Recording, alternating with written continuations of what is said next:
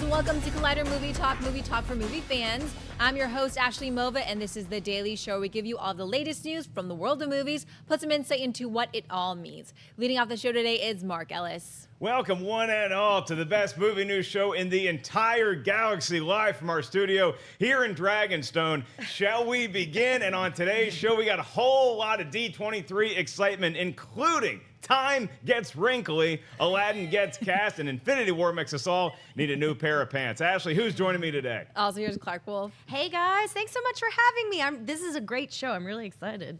Also here, Jeremy Jahns. And while these guys were at D23 doing their jobs, I was at home playing Final Fantasy 12. It's a great one. Also here, Mark Reilly. While I was doing my job, I was wishing I was with Jeremy Jahns playing Final, what was that? Fantasy nerd 12. thing you said? Okay, got it. It's great. There is so much excitement today. As Clarke mentioned, we have a lot of cool topics to get to. I cannot wait to hold the fact that I saw the Infinity War footage over everybody on this table's head. However, So before we unfair. get to that, we do need to mention and honor the incredible legacy of two legends that passed away this weekend. On Sunday, George Romero, director of Night of the Living Dead and a horror icon, died at the age of 77 after a battle with lung cancer. And we also lost Martin Landau, the Oscar-winning actor who had a career that spanned decades. He was nominated for 3 Academy Awards, winning for Ed Wood. It's an incredible loss, and I think that Hollywood is going to feel this tragic passing of both these men for a long time to come. Clarke, I know you're a monster fan of movies in general, and in particular of horror movies. What are your thoughts on the passing of Romero and Landau? Yeah, you know, George Romero, has an amazing story because he was such a scrappy filmmaker, you know, just making things back at home. And he made a movie that literally changed a genre forever. You know, I could talk about this for days, but zombies used to be out of Haitian mythology and were closely tied to voodoo. But with what he did with Night of the Living Dead, even though the creatures were not credited as zombies, they were credited as ghouls. That is where the modern zombie came from, and every zombie movie that came after that has to pay tribute to that film. And of course, it can't be understated how powerful it was for Romero to just cast the best actor in the lead of his movie, who happened to be an African American man, and that added so much weight at the time to this story. In fact, Jordan Peele had this great tweet yesterday, which was a picture of Dwayne Jones, and it just said, Romero started it all, which I think pretty much sums it up. But Romero had amazing films after that as well. Martin is an underrated, crazy movie that still upsets me to this day. He made The Crazies, Creep Show. I mean, the list goes on. And very quickly about Martin Landau, his performance in Ed Wood is breathtaking. It is outstanding. But the man had been in classic films for decades. So a true legend, and it's sad that they're both gone, but they leave behind an incredible legacy. An incredible legacy and two amazing bodies of work. Jeremy, your thoughts on losing these two legends? Well, with Romero, you're completely right that no one knew to call them zombies because it was Haitian mythology stuff, and because of the mixing of the mythology and the Romero movies is why we have the term zombies in our pop culture. Everything you love about Walking Dead is because of that. That's actually why they don't call them zombies in The Walking Dead. They had to augment the world of Romero's movies out of the world of The Walking Dead because they'd be like, oh, you plug them in the head. I saw that in a Romero movie. So that's why they don't call them zombies. That's just a really fascinating thing that this one guy changed the monster world forever. I just found out about Landau Martin Landau, when you just told me. I didn't know about that. So just now, I'm now processing that.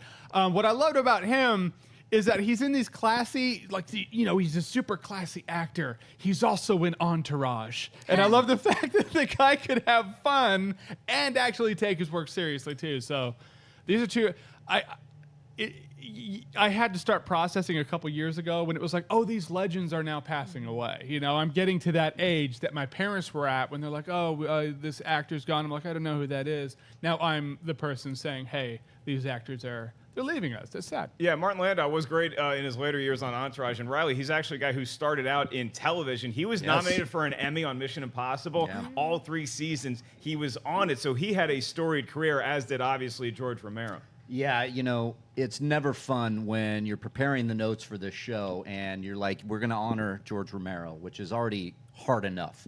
And then I send out the outline, and then boom, Martin Landau. And I'm like, you've got to be kidding me. That's 2 gut punches in a row. I can't, just to add on to what you guys have already said, George Romero obviously started the zombie genre. I mean, he is the definitive creator of this. And this zombie genre continues today. I mean, that's just unbelievable. I have to mention, though, one of the most underrated movies he did, The Dark Half. I don't know if anybody's seen The Dark Half. Yeah. Timothy Hutton, it's based on a Stephen King novel. It kind of came and went. It's one of my favorite books from Stephen King. The movie is great. Obviously, creep show. What can you say about George Romero? It's sad that he's gone. And then Martin Landau, you said it, Clarke. Ed Wood is... that part will always be Martin Landau for me. That is what I think of him. But I love that you brought up Entourage, Jeremy, because that's what I thought of too. He's like, what would I tell you if I could get this script? And that he was so great as this like old Hollywood producer. And I know it's Entourage, but man, he killed it when he was doing that. God rest his soul. I'm going to miss them both. Yeah, and you just imagine Martin Landau as that Hollywood producer, as somebody that George Romero probably had to interact with when he had Night of the Living Dead as a movie that was not titled Night of the Living Dead yet. In the trunk of his car as he's driving around trying to sell this movie, he just sunk over $100,000 into. So the world lost 2 legends this weekend, but it is never too late for you guys. I know we have a lot of young fans out there to go explore everything that Martin Landau did, because he was a lot more than the Entourage guy or the guy from Ed Wood, and obviously George Romero a lot more than just Night of the Living Dead. So treat yourselves to 2 incredible bodies of work. They will be missed tremendously. Well, we try to move on to some happier news now. We got a lot of stuff coming out of the Disney Expo D23 this past weekend. I was privileged enough to be there both Friday and Saturday, so we're going to talk about some of the more exciting stories that went down right now. Ashley, what's up first? At this past weekend's D23 Expo, Marvel brought down the house by showing the first footage from Avengers Infinity War. MCU chief Kevin Feige took the stage, introducing the big bad Thanos himself, with Josh Brolin coming on stage and the entire cast joining soon after. The footage highlights included the Guardians meeting Thor, Spider-Man with his Spidey sense, Loki holding the Tesseract, Cap with his beard, and the icing on top, Thanos throwing an entire moon at the Avengers. The sneak peek was given to an overwhelming response from the fans, who said it looked to be a truly epic culmination of what Marvel promised back in the first Iron Man. Avengers Infinity War debuts in theaters May 4th, 2018. Mark, what do you think about the footage for Avengers Infinity War? Oh boy, Ashley, thanks for going to me first on that, because like I said, I got to see it. And you know, you say that Marvel is now living up to the promise that they had 10 years ago, almost 10 years ago in 2008. They didn't promise us this. They made some nice promises, and they said, hey, we're going to have this really cool team assemble from Iron Man, and Nick Fury's going to put this crew together. None of us could have expected the greatness that I think we're going to get with Infinity War. And if this first teaser is any indication, you guys are in for a monumental, climactic brain explosion of delightful goo when you see this, because there's so many characters, there's such a looming threat. And I know that one of the biggest complaints that we've had in the MCU is that, well, we don't really have the villain power that we want to see. Yeah, we got great heroes, but we just want to see a villain live up to all that. Thanos is that guy. Thanos is that guy. And if you ever needed a reason to say, well, we just had Civil War and now none of our superheroes like each other, Thanos is the guy that's going to get them all back on the same page. Because whether you want to agree with the Sokovia Accords or not, you see this guy coming at you and he can throw a moon at people. You're going to need all hands on deck. So the fire marshal is going to hate this movie because there's way too many superheroes in the bar at one time. But the way this trailer actually played out, I love getting to see it. I don't want to get into too many details because I think that every fan has the right to enjoy this thing with their own naked steaming eyeballs for the first time, as I did. But some of the highlights will include the Guardians of the Galaxy interacting with Thor, some cool stuff from Spider-Man, getting to see Iron Man back in a suit that looks a little sleeker, and Captain America. Yes, kids, he has a beard. Even he is not a member of Dollar Shave Club every month. Reilly, you got to hear about the Infinity War footage. Yeah. How jealous are you of me right now? Well, I'll tell you, when I heard Thanos throws a moon at the Avengers, I can't properly comprehend it. I can't think, I have no idea what that could possibly look like. So that, to me, has set the bar very high. I know the Russo brothers can probably knock it out of the park. I am insanely jealous that you got to see this. You know, you I can mean, see Thanos is holding a moon, right? And it's, Sure. it's like way in the distance, and it's like, okay, I see him holding the moon. Then I'm like, I'm putting it in together in my head, Jeremy, and I'm like, okay, so he wants to throw the moon at people. But what if we get Bruce Willis and his logging crew or his oil rig crew, and we get them up in time, and then he throws the moon, and it just goes so much faster than it does in Armageddon. So sorry, Bruce, nobody's going to be calling you Aerosmith for this mission. Well, good news is it looks like bald Thanos over there with his sleeveless shirts, like working on Bruce Willis's oil rig with him. So I mean, He's the new Rock, Yeah, yeah. He's creating a tragedy so he can have a job to do, and then make a few bucks taking out the moon. Now, is this our moon or just a moon? Do you know? Because I'm thinking if he throws our moon, our tides are wrecked forever. He Yeah. might have just We're wasted pretty the entire screwed. Earth. So it's got to be another world. In which case, he's screwed the ocean tides on that world too. I mean, that's just like that's kind of a shitty human being. Not even a human. He's a bad Thanos. I got to tell you that much. Clarke, I'm going to be honest with you. I did not have time to process whether this was in fact our moon or a forest moon. I was too busy just making sure that I had enough Depends and poise for when I go to Comic-Con in case they show this thing again, because it was just so monumentally awesome. You heard a lot of the buzz coming out of Comic-Con or D23, I guess. Yeah, I mean, I'll keep it short and sweet because I'm kind of still processing myself. But it sounds, look, I was really impressed with how Marvel handled Civil War. That was a lot of plate spinning, lots of characters to keep track of, to keep their motivations, to reintroduce some new ones, to hold everything together with the ones that we're more familiar with. And I was so impressed by how they handled that in Civil War that it makes me that much more excited to hear all of this news about Infinity War, because I think they can handle the characters. It sounds like now Thanos is ready to throw down. Josh Brolin looks like a monster right now. I mean, he looks jacked. So he's ready. He's been working on his guns to throw those moons. Yeah, seeing him up close and personal at the D23 panel, you got to see all of these heroes. I think Chris Evans was pretty much the only Avenger that was not live on stage, and they brought Brolin out first, and then they started bringing out other casts and characters, and Brolin just had this huge smile on his face because he knows he's Thanos. He's the best game in town right now, and all these other people on stage, they have to team up together just to try to stop this guy. So Marvel really knows how to do a presentation, pull it off well. So for the sake of everybody, not the least of which is me, I hope we get to see this footage again at Comic-Con and Hall H this coming Saturday. And then I hope it gets released to the public because I would need to talk about this with somebody. I can't hold it in for too much longer. If you guys want a more detailed breakdown of the trailer, you can go to Collider.com right now. So read at your own risk. There's a lot of neat little tidbits in there that I may have missed because my eyes were exploding, but hopefully we all get to talk about this thing with some semblance of knowledge and having seen the footage very, very soon. Until that day comes, Ashley, let's talk about that other little movie that takes place in some other galaxy. Disney released a new behind-the-scenes video and character posters for Star Wars: The Last Jedi at this past weekend's D23. The video gave fans all new looks at the characters we were introduced to in The Force Awakens, as well as highlighting all new creatures and settings director Rian Johnson will be unveiling later this year. The movie stars Daisy Ridley, Mark Hamill, John Boyega, Oscar Isaac, Adam Driver, Carrie Fisher, and Andy Serkis. The film is scheduled for release on December 15, 2017. Jeremy, what did you think about the new behind-the-scenes video for The Last Jedi? Well, first of all, I gotta compliment Kylo Ren, Adam Driver, for having my posture in that poster. I think that's fantastic. I thought the footage was great. I didn't watch it at first because I was like, I don't want to see it. I just get really weird about that kind of stuff. And then I knew, I was like, no, wait, Monday movie talk. I don't think there's a way I can't watch it. So I watched it, and I was really glad I did because it's vague enough to where it could be anything. You don't know what you're looking at. You have no context to anything. They just talk about how great it is. It's a story about family, and you just kind of see where some of the characters are going. You're like, oh, all right, so John Boyega's character looks like he's walking around. That's great. That looks like a solid spine injury in the last movie. So fantastic. He's back up on his feet.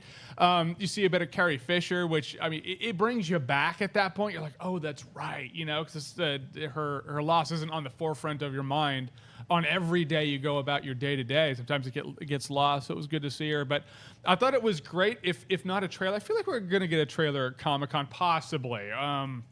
But I thought this was a great holdover in a world where it's like, okay, we don't have a trailer, but here's a little something that'll give you a bit of the Star Wars feels. It's worth checking out because, like I said, it's not spoilerish. it just embraces what you love. Well, certainly Stranger Things have happened, but Star Wars has announced, as of right now, they're not going to have anything at Comic-Con, so we have to wait a little bit longer for that trailer. Let's just be happy if we get an Infinity War trailer this weekend. But, I mean, obviously, I love anything Star Wars. I want to digest all of it, and I do agree with Jeremy's point, and I applaud that point, is that this behind-the-scenes footage, if you're nervous about watching it, it is so vague that you don't really know what is coming at you, other than we're going to get a lot of cool explosions, get a lot of cool fight scenes, Chewbacca, really good companion to have if you go on a camping trip. And then we also have a cool Jedi-looking dog Wolfe. My big takeaway is twofold. One is that Rey, there's this shot of Daisy Ridley fighting with a green screen, and she's holding up her lightsaber against 3 attackers. Yeah, so with could sticks. that be the Knights of Ren? Could that be, if you're fighting off 3 different, that's a whole horde, and maybe Rey, with all her infinite Jedi powers, needs some help, and maybe that help comes in the form of Luke Skywalker coming back with a lightsaber in his hand. Oh, by the way, that's the other thing we saw in the behind-the-scenes footage, is Luke Skywalker actually touching the lightsaber that he first met in 1977. That's going to be a cool moment. I did love Carrie Fisher, her interview during the behind-the-scenes, talking about how Star Wars is all about family. It was a great way to wrap it all up. And Reilly, when I look at these posters, it appears that the whole cast of The Last Jedi is going to be able to survive the M. Night Shyamalan movie, The Village. They're dressed in the right attire. I gotta say, those posters, I think they're phenomenal. I really like what they're doing here. They're striking. They're stunning. It's kind of setting the stage for something that I can't even. I don't know what we're gonna get yet. I love the video. I love the behind the scenes look. The music is just on point. And you said it, Carrie Fisher, kind of saying it's all about family. So these posters are, they scare me. Are we gonna lose somebody? One of my favorite people in the world, maybe Luke Skywalker? I hope not. I hope that it doesn't portend to us losing somebody, but you never know. It's the middle chapter in the trilogy. I love what Daisy Ridley said, where she knows it's the second chapter of a trilogy, but the movie feels like it can stand on its own, and that's what gets me excited. Yeah, don't get me wrong. I do love the look of these new posters. And Clarke, if you're a wolf out there and you enjoy eating grandmas in the middle of the woods, you better look out, because you might have a whole bunch of Jedi Knights walking down that way. The better to see you with, my dear. I was blown away by this stuff. I love sizzle reels. I don't know, that sounds silly, but I love watching the behind the scenes atmosphere. I loved that there were so many shots of the team laughing and hugging each other, and and being dedicated and focusing on the training and the work. And I was watching the piece this morning next to Reilly, and I almost cried at the end when Carrie Fisher just gave the salute. It was really sad and powerful. But I loved also how it seemed maybe like this movie is going to be a bit more stationary. Like maybe they're going to be in the same places having to do more character stuff. I'm sure there will be tons of acting, but something struck me about it looks like they're going to have to basically focus on one another. And maybe that ties back to the family element. But the other thing I want to say is that I know that some people, the backlash against The Force Awakens was that any backlash that there was that it was sort of safe. It was maybe a little repetitive of A New Hope, and I understand that. But I loved the movie, but I think what you're seeing here is all of that groundwork that got laid in The Force Awakens. Now we're really gonna soar. Now we're really gonna fly with it. I think it looks like it's taking the trilogy in a really interesting and new direction, and I'm actually way more excited now than I would be probably even if I had seen a trailer. So I really liked it. Right, and as you and Jeremy both pointed out, John Boyega in the behind the scenes is talking about how this is such a fresh take on Star Wars, and it goes in new, different directions. And as ominous as this movie could be, and as dark of a filmmaker as Rian Johnson can be, they just seem like they're having a ball on set. It just, everything that we've seen from the behind the scenes, they're just smiling, having a good time making a Star Wars movie, and anything that they want to throw at us, whether it's sooner rather than later, or we have to wait until September to get a new trailer,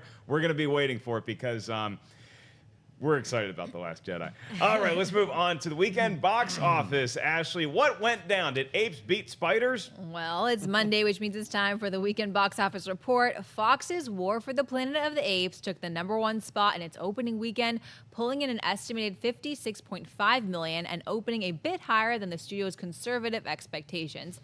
Finishing in second is Sony's Spider-Man Homecoming, which dropped 61% in its second weekend, with an estimated $45.2 million as its its domestic total now grows to over $208 million in its first 10 days of release.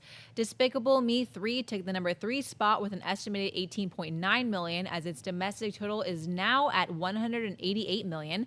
Baby Driver dropped just 33% in its third weekend in release, taking the number 4 spot with an estimated $8.75 million, bringing its domestic total to $73.1 million. And rounding out the top 5 was Lionsgate and Amazon's The Big Sick. The movie expanded to 2,597 theaters and delivered an estimated $7.6 million, bringing the film's domestic total to $16 million. Clarke, thoughts on the weekend box office report? Boy, it's a pretty good weekend for movies, I'd say. I saw War for the Planet of the Apes this past weekend. I really, really, really loved it, and it made me happy that the movie surpassed the studio's goals, because I think this franchise has taken a lot of risks, and this one was no exception. It's a very serious, deep movie that, for a war movie, maybe doesn't have as much big blow-em-up stuff as you would think, but it totally works, and the audience that I saw it with was captivated. And then the other big thing I think is that Baby Driver is over $75 million. Boy, that's encouraging. The idea that maybe the studios will start to really invest and realize that you can do these original, quirky, fun properties.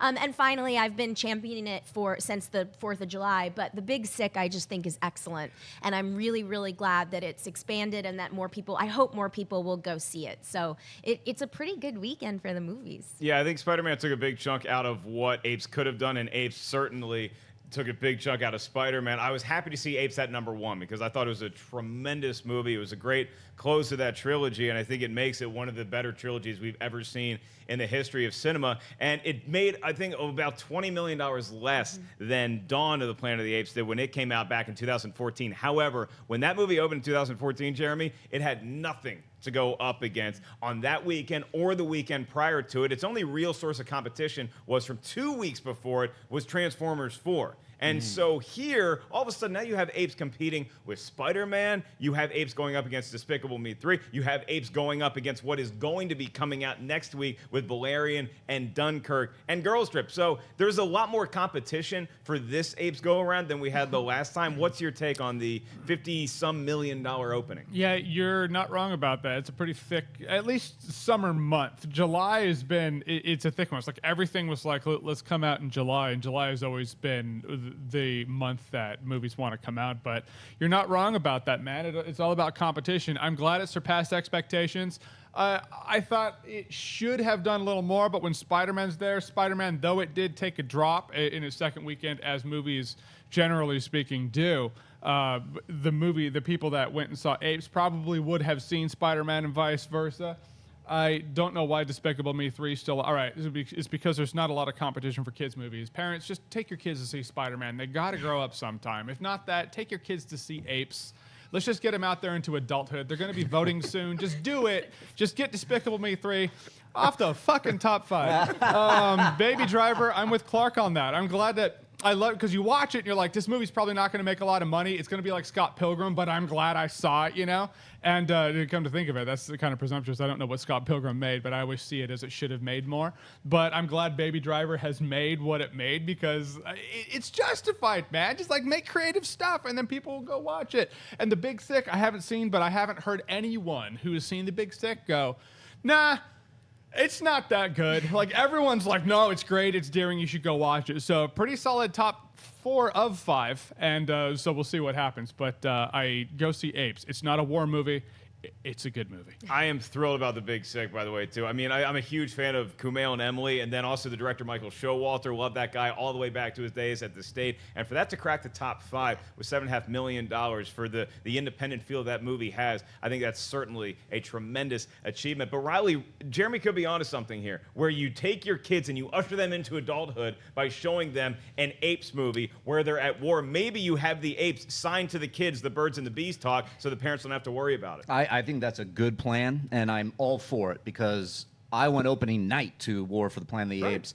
What a fantastic movie. I mean, it isn't a war movie. It really, I mean, I'm not going to say false advertising, but it is something incredible in the way that not only that what Matt Reeves did with Dawn of the Planet of the Apes, but to round out the trilogy. And I saw Scott Mance make a very bold claim on Twitter That saying doesn't that sound like Scott at all. it is the greatest movie trilogy of all time. That's up for debate. I would put it in the conversation for sure, because these three movies are a phenomenal piece of work that I never thought would happen coming from a Planet of the Apes movie from the 60s. I can't believe it.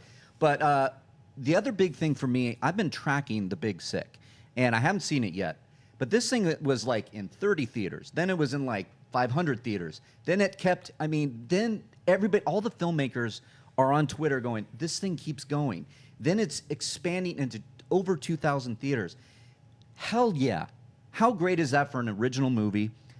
We have 2 original movies in the top 5, and one of the best blockbusters, not a Transformers movie, but an actual thinking man's blockbuster in the #1 spot. So what a great weekend for movies. Yeah, it's a great weekend for movies, and it's going to be a fun weekend for me at Comic-Con, where I get to talk to Scott Mantz and ask him about Apes being the greatest trilogy of all time. I think somebody is still living in La La Land. Let's move on to buy or sell. This is the part of the show where Ashley's going to give us a topic. We simply say whether we buy it or sell it. What's up first? At this past weekend's D23, Disney unveiled all new looks at their slate of upcoming films, which included sneak peeks at Mary Poppins Returns, while also offering up a short video greeting from director Tim Burton, which announced the start of production of the live-action remake of Dumbo.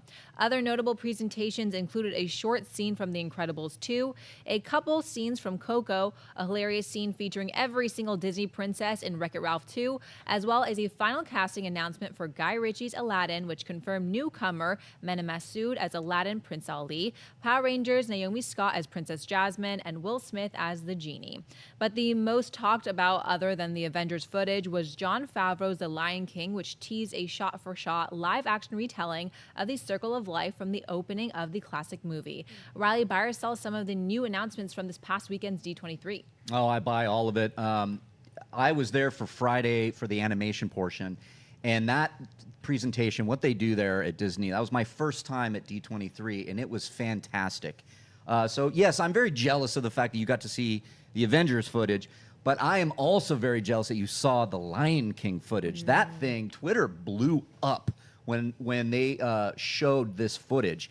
And all I want to do, from what I hear, it was Jungle Book with the opening Circle of Life, which already gives me chills, because the opening of The Lion King, the original animated movie, is the best thing ever. I love that song. It gives me chills all the time. I can't wait to see this thing. As far as everything else, yeah, the Wreck-It Ralph footage that we saw on Friday, hands down stole the entire conference for me, because it was all the Disney princesses poking fun at each other with C-3PO as their handler. It doesn't get any better than that. And it was really fantastic. It was a lot of, it wasn't done animation. It was some like working prints and stuff with a little bit of finished work.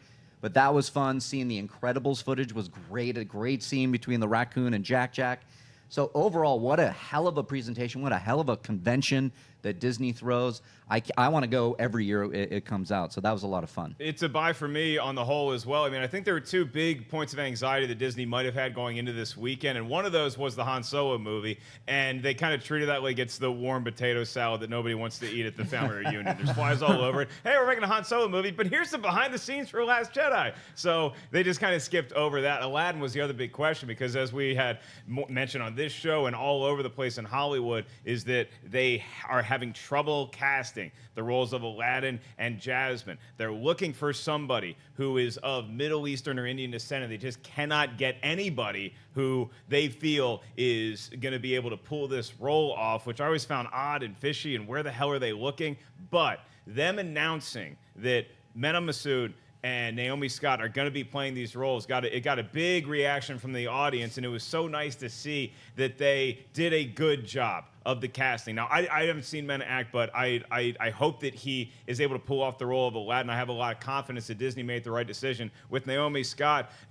She is of Indian descent and of British descent, so I think that it's a nice step in the right direction. I think Disney could have made a huge bold statement by actually casting somebody who looks more like Princess Jasmine than what Naomi Scott does, and that's just me being honest. However, I applaud them for making these strides that they are making, and I also enjoy that Will Smith is the genie. And I was one of those people who's like, I don't even know you should be making Aladdin, but Will Smith is the genie. You're not going to do Robin Williams. You're not going to outdo the Robin Williams genie. And some of the things we're hearing is that this genie might pay homage to all the genies that have come before him. So certainly Robin Williams would be in that conversation. And Jeremy, maybe my biggest takeaway from all this news that we're talking about is I've been down on Mary Poppins for a long time. I don't think that she needed to return. I think she gives kids sugar rushes that are not necessary. And then they showed some Mary Poppins Returns footage, and it's pretty good.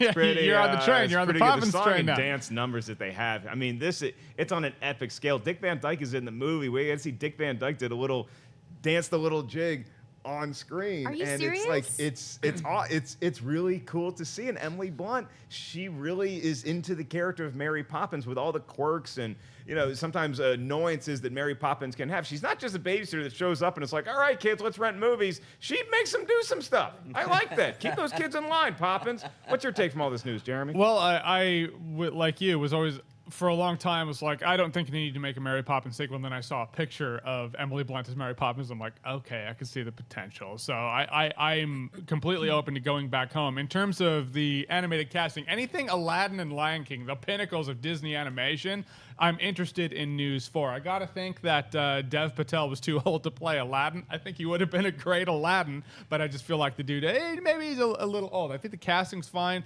Will Smith is going to cast a huge shadow, and you can argue that Robin Williams did, but I feel like Robin Williams' genie made room for everyone around him to be front and center, whereas I feel like this might be the Will Smith show. Don't know yet.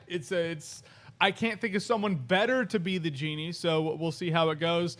I'm completely envious for anyone who saw Lion King footage, because I want to see that. Mm-hmm. Yeah, that Lion King footage just the way it it's unreal what they did. I mean, we just saw the beginning kind of movements and steps of it, but it looked like a finished product from what we saw, and you're going to have your mind blown just like the Jungle Book did.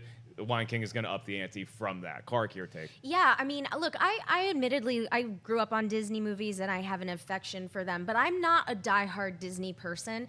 But reading the recaps of what they showed this weekend, I was very excited. Like, I was sincerely like, wow, they're doing some really cool stuff. Nobody's mentioned Dumbo. I know Tim Burton has a bit of a spotty track record over the last 10, 15 years, especially with his collaborations with Disney. However, reading that Michael Keaton was a part of the team and Danny DeVito was a part of the team made me really happy. Made me really excited for Dumbo, because I don't think Keaton is really particular about the movies that he makes, and the fact that he was teaming up with Tim Burton again made me really excited. Yeah, and he seems really like he's a fan of this property, and he had a little thing that he showed about him on set, and he cares about it. It felt like Dumbo. Yeah, I think it's really promising. And of course, I am a huge Mary Poppins fan, and I thought Emily Blunt was a great decision. And I like that this is a sequel; it's not a remake. And I'm very excited for the new adventure. And of course, echoing everything you guys said about the other titles as well. That's right. So we are short on cameras today in the studio. We're shooting a lot of stuff. We're already getting down to Comic-Con with some of our equipment, but we do have one camera, so we can talk to Ashley and Wendy. Ashley, I wanted to go to your take first on all of these announcements. I know that you're very excited about the Aladdin movie, but you might be apprehensive as well. What does this casting do for that? Yeah, I think that a few days ago when we talked about that Disney is struggling to find an actor of Indian or Middle Eastern descent that can act, sing, and dance, and they were struggling with it, I think right off the bat it already pissed me off a little bit, to be honest with you. And I was like, why am I getting this reaction? And I noticed on Twitter it was trending. So I clicked it and I saw a ton of people feeling the same way that I was. And with this casting, I don't want to get too political here, but with what's going on in the world today, I thought that this was an amazing opportunity for an actor of a different culture and a different background to be portrayed in a positive light. And I don't really feel satisfied with this casting. I think it kind of even adds to, a lot of the times me even growing up, people would be like, oh, you're Indian. I'm like, no, I'm not Indian, actually. They're different. And I think that this kind of adds to that. I think a lot of the trouble comes from it's not really, no one's really sure where Aladdin takes place. I know the original story took place somewhere else, and now we're not really sure where this takes place, but there's a song called Arabian Nights in Aladdin, so I'm a little bit sad about this casting news. I will say I love Will Smith as the genie, but I'm still gonna see it regardless. I'm so excited to see an Aladdin movie. I'm just not fully on board with this casting just yet. Yeah, I think that Disney had an opportunity here when you could have cast a woman of color, but more particularly of Middle Eastern descent as Jasmine, and it would have been a huge announcement to the world. And yes, there is some mystery as to what the actual origin story and what the origin of Aladdin is, but I think it's pretty clear what they're going for, somebody of Middle Eastern descent in the Aladdin animated movie, and that's what you're basing this live action film on. So I think you took a step in the right direction. I think you could have very easily taken a giant leap, and it failed on that mark for me anyway, and it seems like Ashley echoes those sentiments as well. Wendy, what was your overall takeaway from all these announcements we got? Well, first of all, I mean, I'm okay. I'm actually okay with the casting looks-wise. I think appearance-wise, they're very attractive people. Mm-hmm. They're nice to look at. However, I do share Ashley's sentiment. I also am a little biased because I want to see Mova as Jasmine instead. Yeah. So, there's that. Wouldn't mind that. With Will Smith, I'm a little iffy. I really like Will Smith. I like him a lot. I still don't see him as the genie, but I support the movie, obviously, because that's a childhood favorite growing up. So I'm sure he's going to be fine in the role. He's very talented. But right now, I'm just like, I don't know. I think I haven't I'll never hop off the Robin Williams train. So I think that's where the block is. Yeah, I just hope that this movie, and I think it will, if nothing else, will not force us to make a decision between the Robin Williams genie and the Will Smith genie, so we can enjoy both of these incredible personalities, because I think Will Smith brings a lot to the table. Don't forget, he was Mr. 4th of July for a long time for a reason. He's got charisma to burn. I think he's going to portray the genie very, very well. All right, let's quickly move on to our last buy or sell. That would be Time Getting Wrinkly. Disney has revealed the first trailer for A Wrinkle in Time, the sci-fi fantasy film that marks Selma director Ava DuVernay's highly anticipated debut in blockbuster filmmaking. Described as a reimagining of the novel, the script comes from Frozen's Jennifer Lee and follows Meg Murray, her brilliant brother Charles, and their friend Calvin on an unexpected journey into alternate dimensions after their father goes missing. There, they cross paths with a number of fantastical characters and creatures, including a trio of celestial beings who help Meg on her journey. The movie stars Storm Reid, Chris Pine, Oprah Winfrey, Reese Witherspoon, Mindy Kaling, and Zach Galifianakis. It opens in theaters on March 9, 2018. Mark Breyer saw the first teaser for Ava DuVernay's A Wrinkle in Time. It's a huge buy for me, and it might have just been a normal buy, but then I got to see the presentation at D23, and Storm Reid it looks like the perfect person to play this role, where she has to go looking for her missing father, and that's Chris Pine. And Chris Pine, he was awesome in Wonder Woman. They gave him a nice pop at D23, which I thought was really nice of them to do. But this is what happens when you start exploring wormholes. You usually get stuck in them. So be careful. If you're studying black holes, you're going to find yourself inside of one. And I hope you have a daughter as precocious as Storm Reid appears to be. And there's 3 celestial beings that are all different looks and races that can go help her rescue you. Because science, it's a scary business in 2017, Jeremy. And time travel, it ain't about DeLoreans anymore. Yeah, I mean, look, this is how you get out. Let's just go behind the daughter's bookshelf and send her code on the watch. It's easy. I mean, it's the easiest fix ever. Just do it, dude. There are people who have figured this stuff out. I saw on Twitter, someone sent a picture of Chris Pine and the main guy from Team America. They look identical to each other. It killed me. But no, it looks interesting. It looks like a twisted kids movie with, I don't know if it's a lighthearted kids movie or kind of a dark kids movie. I'm interested though. Yeah, Clarke, you're talking about the Wrinkle in Time trailer. That's how you do that, I kid. can't wait to talk about it. I was floored by this trailer.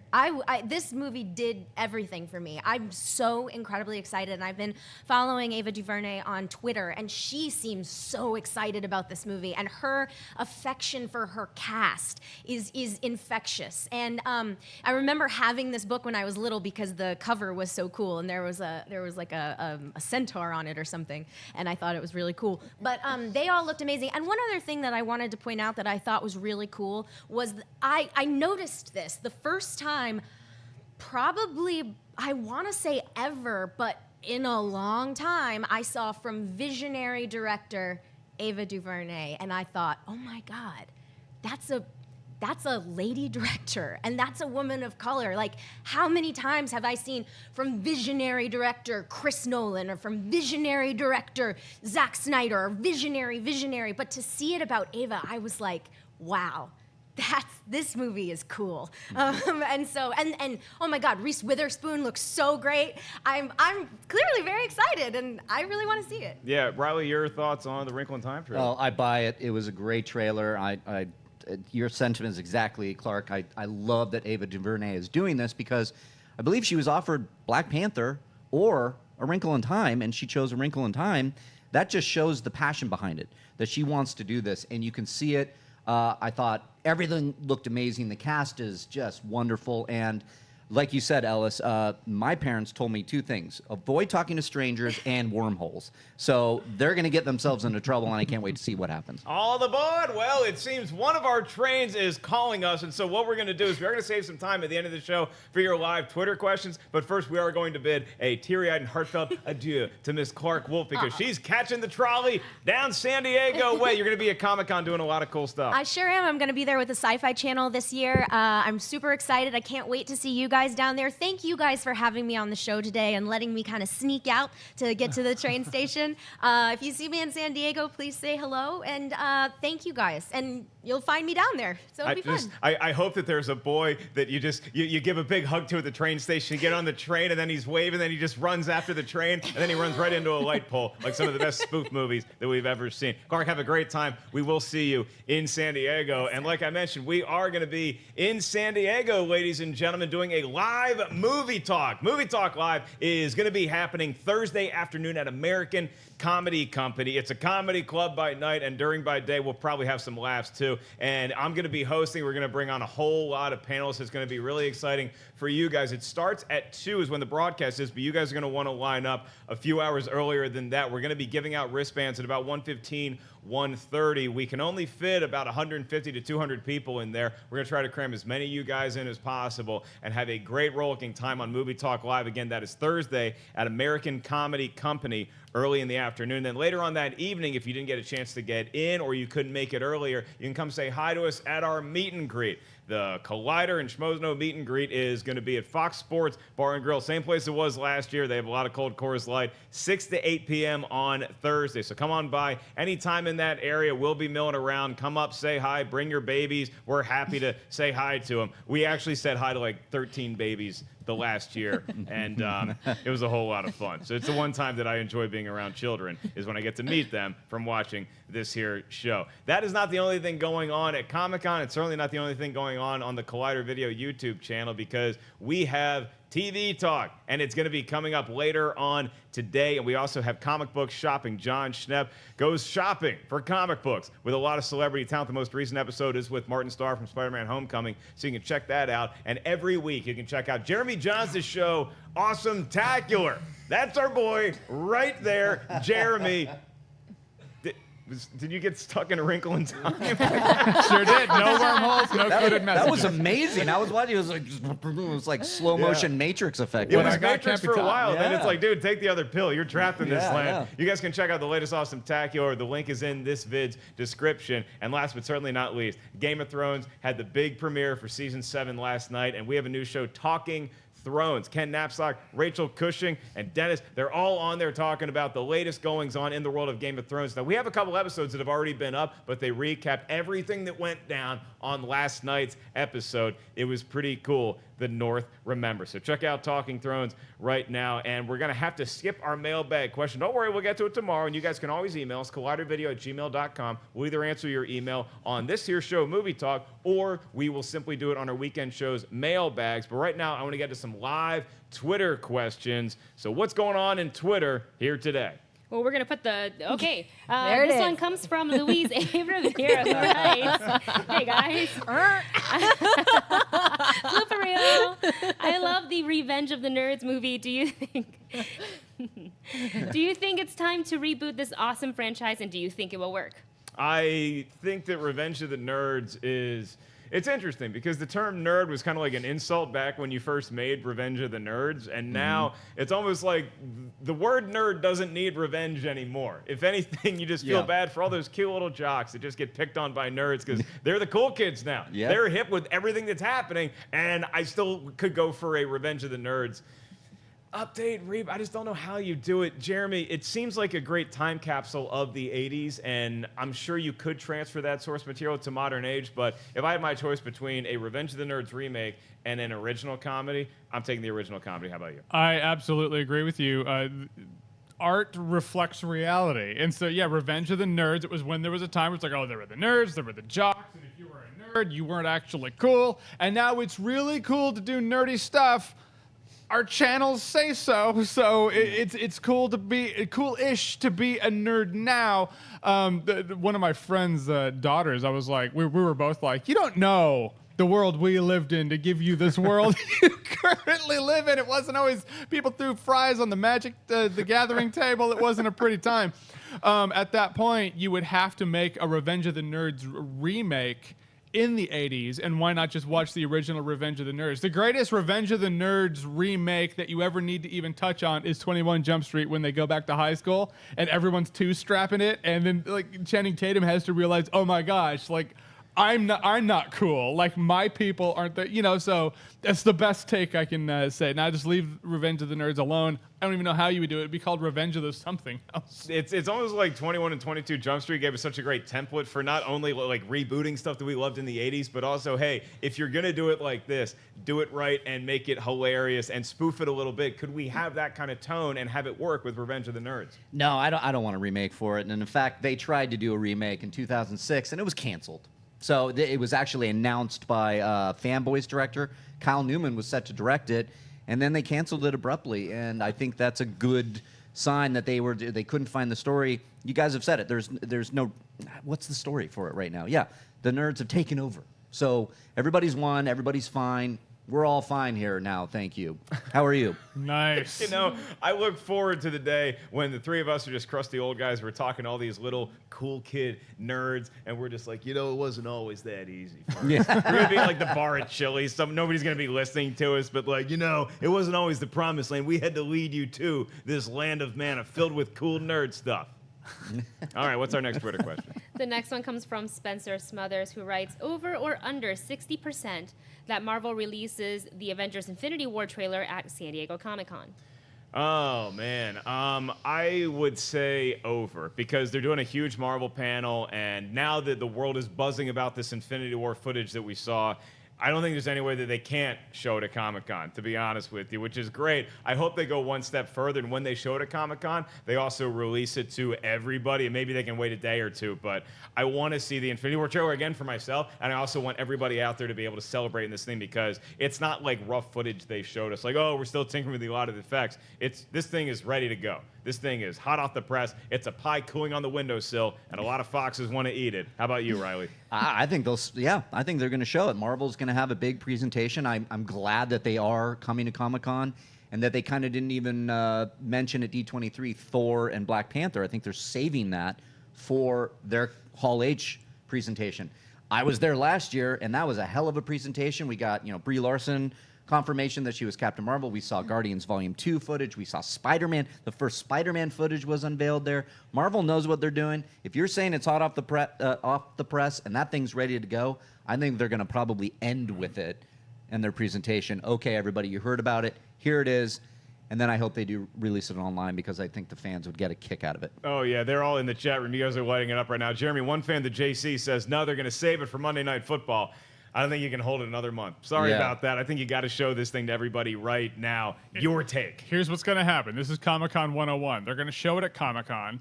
It's going to be bootlegged at Comic-Con. It's going to be leaked at Comic-Con. And then they'll be like, well, we were going to save it for Monday Night Football. You might as well release it online now. Wasn't planned at all.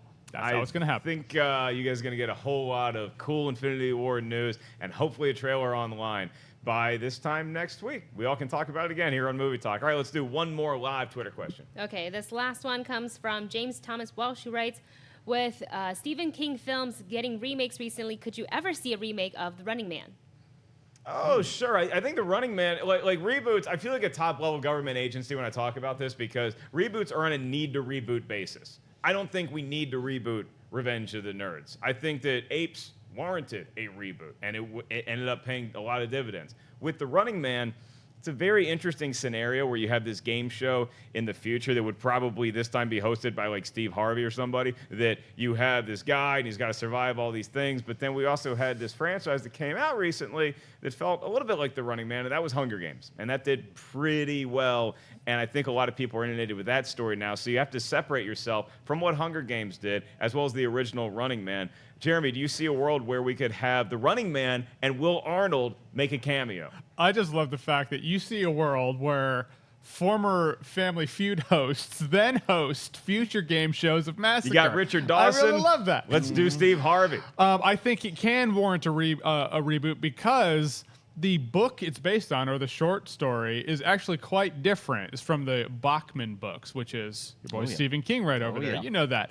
It's different enough to where if you go the book route, it would be like, oh, this is the story. It's any reboot that where, like I was talking with Clarke, where she saw the Mary Poppins play over in London, but it was so based off the book that it blew her mind. She was like, this is so different, you know? And it's like that. It's like if it's so different and you keep to the source material, it can warrant a reboot for sure. So I think it can happen. Reilly, Running Man, yay or nay? Nay. I don't want to see a remake or reboot of that. And only because I feel like RoboCop, Total Recall, and Running Man were all like the same time, right? They were all in the same. They felt very like cut from the same universe almost. I loved those movies growing up, and then so I immediately think of the Total Recall and RoboCop reboots or remakes. Yeah. Not very good. They weren't very good. So I kind of want to stay away from that. You kind of mentioned War for the Planet of the Apes. That was kind of in need of a reboot or it's kind of a prequel. I just don't see the need to do it. However, if you get a really good filmmaker involved, never say never. If they announce it, then I'll decide. You know, nobody ever gives us the credit, but we reboot this show every weekday. Yeah, we do. We never get complaints about it. We're going to have another reboot for you guys tomorrow. Then we're going to be down at Comic-Con. We are going to have a movie talk that is going to air Wednesday morning, and then we get the movie talk from Comic-Con Thursday, and then Friday we're going to air Movie Talk Live that we tape Thursday afternoon, which we just told you guys about. So make sure you guys check all that cool stuff out. I want to thank everybody joining me here today. Thank you, Clarke. Whoa, there goes the train. Thank you to all of the cast and crew that helps us pull this show off day in and day out around this place. Jeremy Jahns, where can the kids find you? You can find me at Jeremy Jahns on YouTube, Twitter, and the rest of the internet. You can find my show Awesome-tacular on Go90, where Ellis and I, we play some games, we throw some stuff at each other, some of those things being pies. I will not be at San Diego Comic-Con this year. I will be at home hearing about everything with the rest of my nerd friends, but I might be able to do some videos for you, so keep an eye out for that. Mark Reilly, where can the kids find you? Because you were nowhere to be found in the hall at D23 on Saturday. Oh, thanks for reminding me again, Mark Ellis. I will be on Twitter and Instagram at Reilly Around. I will be in Comic-Con doing some coverage for Hall H probably on Saturday. But yeah, check out the live movie talk. That's going to be a great time for everybody. So stick around for Collider videos. We'll drop it there. All right. And over on our news desk, Ashley Mova, where can the kids check you out? On Twitter, Instagram, and YouTube, Ashley Mova. Happy Monday, guys. And Ashley is next to Wendy in one fantastic shot that we have set up. Together strong. Wendy Lee, where can the kids find you? On YouTube at the Movie Couple channel, at Wendy Lee Zaney on Twitter, Instagram, and Snapchat. I am merely Mark Ellis. You guys can get info for upcoming comedy shows, including Wednesday night will be at the Comedy Store in La Jolla. It's like 5 minutes, or I guess you get in an Uber, then you get on the 5. Then it's about a 10-minute trip up from the Gaslamp District. Wednesday night, I'll be telling jokes, and I'll be in the Gaslamp at Comic-Con the rest of the weekend. We have more Collider movie talks for you guys this week with a lot of surprises in store, so stay tuned. That's all I got. And to quote Forrest Gump, I gotta pee. Hey guys, if you like this video, click the thumbs up button. Also, make sure you subscribe to our YouTube channel. It'll help you stay up to date with everything we've got going on here at Collider.